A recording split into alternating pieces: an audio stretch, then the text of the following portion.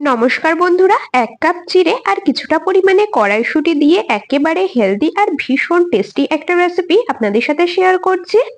সকালের ব্রেকফাস্টে হালকা ফুলকা হেলদি কিছু বানাতে মন চাইলে চিড়ে আর কড়াইশুঁটির এই রেসিপিটা একবার বাড়িতে বানিয়ে দেখতে পারেন। বাড়ির ছোট থেকে বড় সবাই ভীষণ পছন্দ করবে।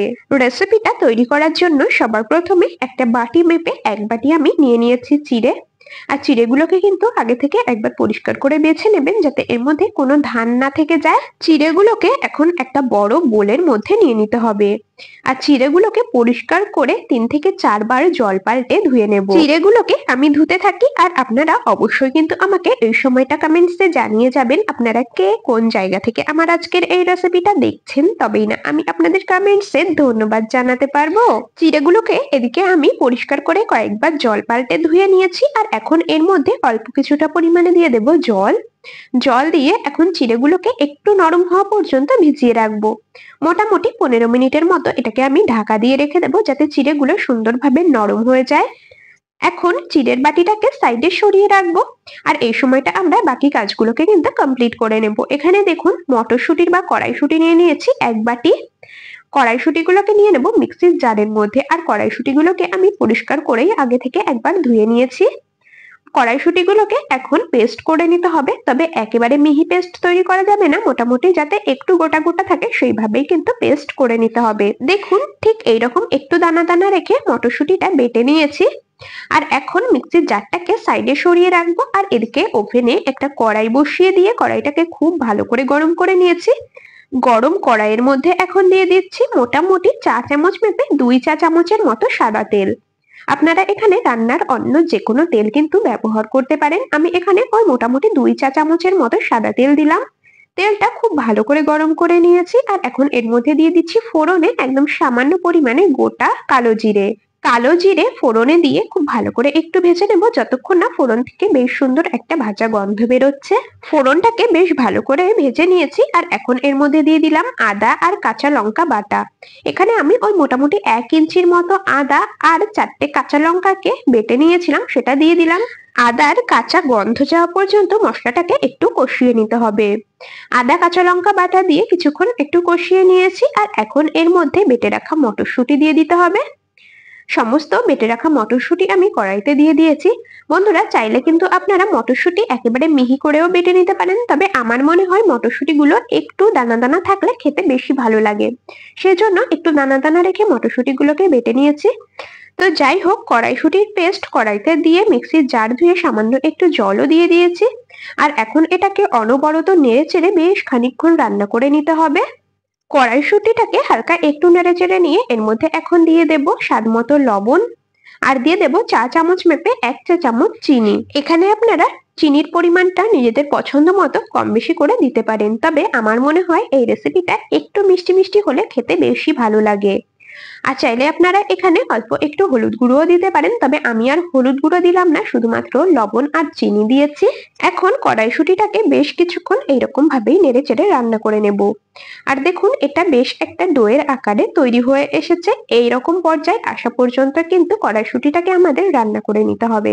কড়াইশুঁটির পুর একদম রেডি হয়ে গেছে, এটাকে একটা বাটিতে নামিয়ে নিলাম আর এটাকে সাইডে সরিয়ে রাখবো, কিছুক্ষণ ঠান্ডা করে নেব।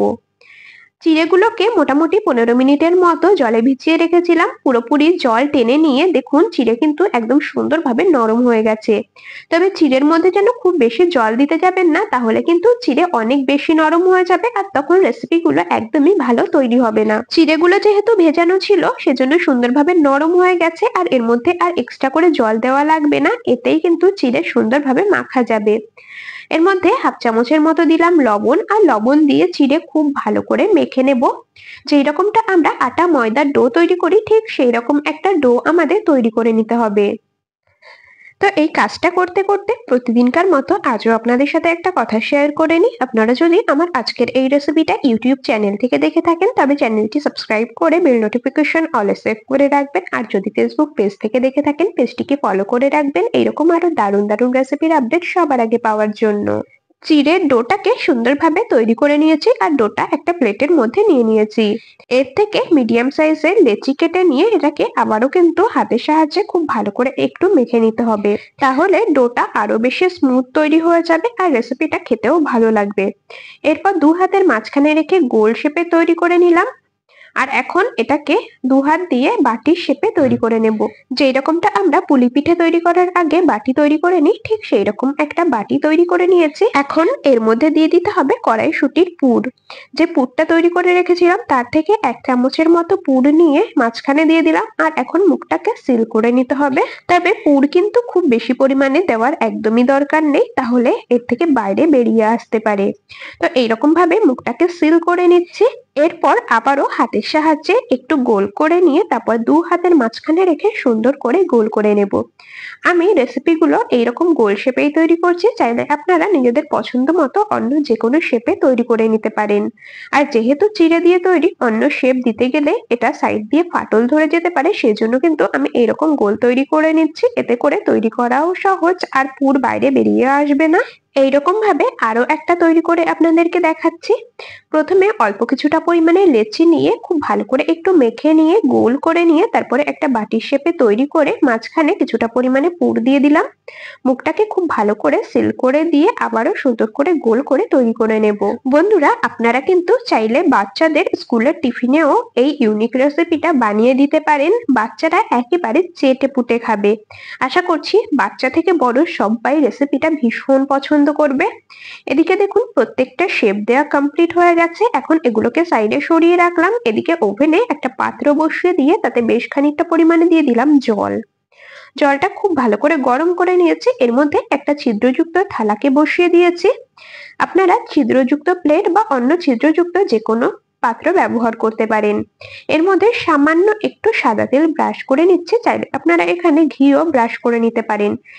এতে করে কি হবে, রেসিপিগুলো ভাপিয়ে নেওয়ার পর খুব সুন্দরভাবে থালা থেকে ছেড়ে আসবে। এখন তৈরি করে রাখা বল এক একটা থালার উপরে সাজিয়ে দিতে হবে। সাজিয়ে দিয়ে ঢাকা চাপা দিয়ে মোটামুটি 10 মিনিট গ্যাসের ফ্লেম মিডিয়ামে রেখে ভাপিয়ে নেব। 10 মিনিট ভাপিয়ে নিয়ে তারপর আপনাদেরকে ঢাকা খুলে দেখাচ্ছি।